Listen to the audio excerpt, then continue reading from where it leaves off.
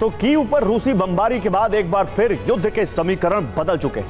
Kyiv संहार जैसी भयावह तस्वीरें यूक्रेन से आज तक सामने नहीं आई थी। रूस के हमले में ब्रिटिश काउंसिल की इमारत और यूरोपियन यूनियन का सेंटर भी क्षतिग्रस्त हुआ है, जिसके बाद यूरोप और रूस के बीच जंग की आशंका और भड़क उठी है। ट्रंप भी रूस के हमले से खुश नहीं है। हालांकि ट्रंप का मानना है कि यूक्रेन की जिद के कारण युद्ध विराम नहीं हो रहा है, लेकिन अब नेटो और रूस के बीच सीधी जंग की प्रस्तावना तैयार हो चुकी है। कीव पर हमलों के साथ ही रूस ने नेटो देशों के करीब सामरिक गतिविधि बढ़ा दी है।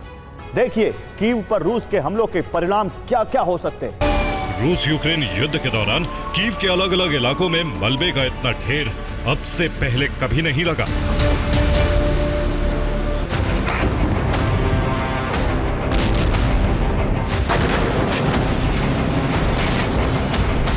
रूस के हमले में कीव के 23 लोग मारे गए। कई रिहायशी इमारतें जमींदोज हो गई।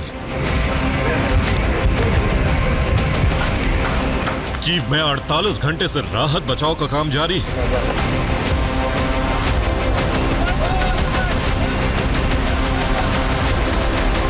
आग बुझ चुकी है, लेकिन धुआं उठ रहा है। ढहे मकानों में लोगों की तलाश का काम जारी है।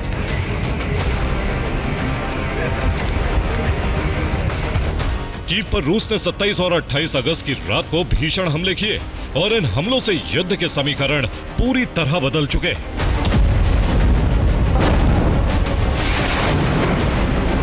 यूके ने कहा है कि निर्दयी पुतिन को कीव पर हमले रोकने चाहिए। लिथुआनिया, लातविया, एस्टोनिया में रूसी राजदूतों को तलब किया है।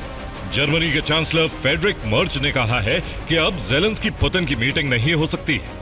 इसके साथ ही कहा कि रूस से यूरोप की रक्षा के लिए जर्मनी प्रतिबद्ध है। ट्रंप के प्रेस प्रवक्ता ने कहा है कि राष्ट्रपति रूस के हमलों से चकित नहीं, लेकिन नाखुश जरूर है। यूक्रेन ने कहा है कि रूस सामरिक ठिकानों पर नहीं बल्कि नागरिकों पर बारूद बरसा रहा है। कीव पर रूस के 600 ड्रोन और 31 मिसाइल हमलों से पूरा यूरोप गुस्से में है और अमेरिका भड़का हुआ है।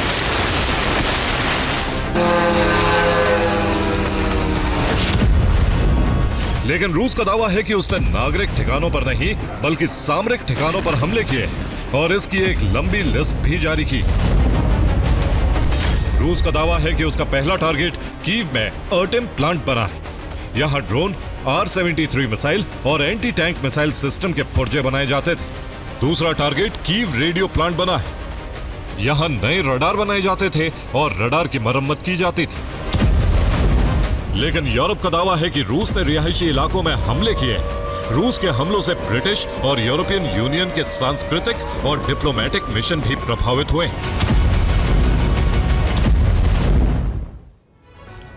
तो रूस के हमले में कीव में ब्रिटिश काउंसिल की इमारत क्षतिग्रस्त हुई है।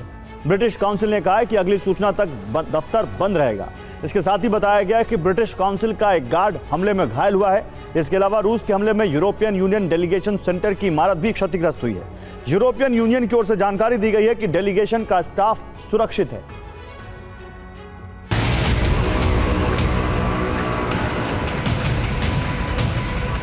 29 अगस्त को कीव में शोक घोषित किया गया है। मरने वालों की याद में यूक्रेन का झंडा आधा झुका दिया गया है। कीव पर हमलों के बाद राष्ट्रपति व्लादिमीर ज़ेलेंस्की ने कहा है कि रूस युद्ध जारी रखना चाहता है। ज़ेलेंस्की ने कहा है कि यूक्रेन इसीलिए सुरक्षा गारंटी चाहता है क्योंकि बिना उसके युद्ध विराम का कोई मतलब नहीं है। अगले हफ्ते सुरक्षा गारंटी के नियम और शर्तें फाइनल हो सकती हैं। तुर्की के राष्ट्रपति से इस मुद्दे पर गंभीर चर्चा हुई। यूक्रेन और यूरोप के नेता कह रहे हैं कि ट्रंप पुतिन को समझाने में गलती कर बैठे। ये बात 6 अगस्त को विटकॉफ और पुतिन की मुलाकात के बाद ही सामने आ गई थी। 6 अगस्त को पुतिन ने अमेरिका के विशेष दूत स्टीव विटकॉफ के सामने जमीन अदला बदली का प्रस्ताव रखा था। विटकॉफ ने ट्रंप को बताया कि डोनेस्क और लुहांस्क के बदले रूस खेरसोन और ज़ैपोरिज़िया के जीते हुए इलाके छोड़ देगा। 14 अगस्त को अलास्का की समिट में पुतिन ने इससे इनकार कर दिया। पुतिन ने कहा था कि विटकॉफ को उनका प्रस्ताव समझ नहीं आया। पुतिन ने कहा था लैंड स्वैप डील का मतलब है यूक्रेन को सभी इलाके छोड़ने होंगे। कीव पर हमलों के बाद यूरोप के नेता दोहरा रहे हैं कि पुतिन और रूस पर भरोसा नहीं किया जा सकता है, क्योंकि कीव पर हमलों के साथ साथ रूस ने नाटो के खिलाफ भी युद्ध की तैयारी शुरू कर दी है।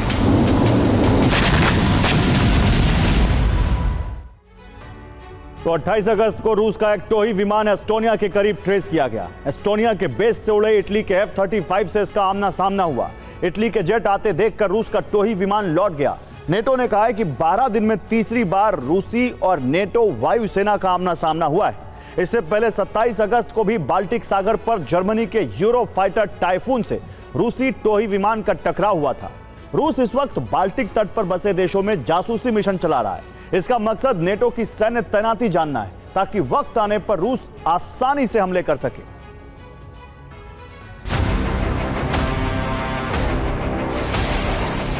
यूक्रेन के खिलाफ भीषण हमले, नाटो के खिलाफ बड़ा जासूसी मिशन और ट्रंप के खिलाफ यूरोप में बन रहा माहौल, ये 3 ऐसे फैक्टर हैं जिससे अमेरिका भी दबाव में है।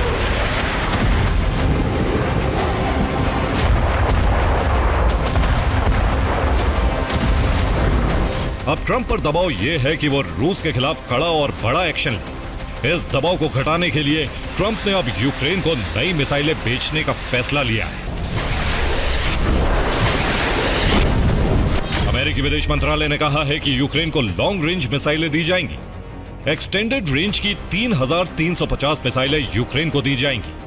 7,276 करोड़ रुपए के इस सौदे को मंजूरी दे दी गई है। इन एयर लॉन्च्ड क्रूज मिसाइलों की रेंज 1000 किलोमीटर से ज्यादा बताई गई है। यानी कीव विनाश के बाद रूस के शहरों पर मिसाइल अटैक को हरी झंडी दे दी गई है। लेकिन रूस के शहरों पर अमेरिकी मिसाइलों से हमले हुए तो पूरा यूरोप रूस के टारगेट पर आ जाएगा। Bureau report, TV9, Bharatvarsh.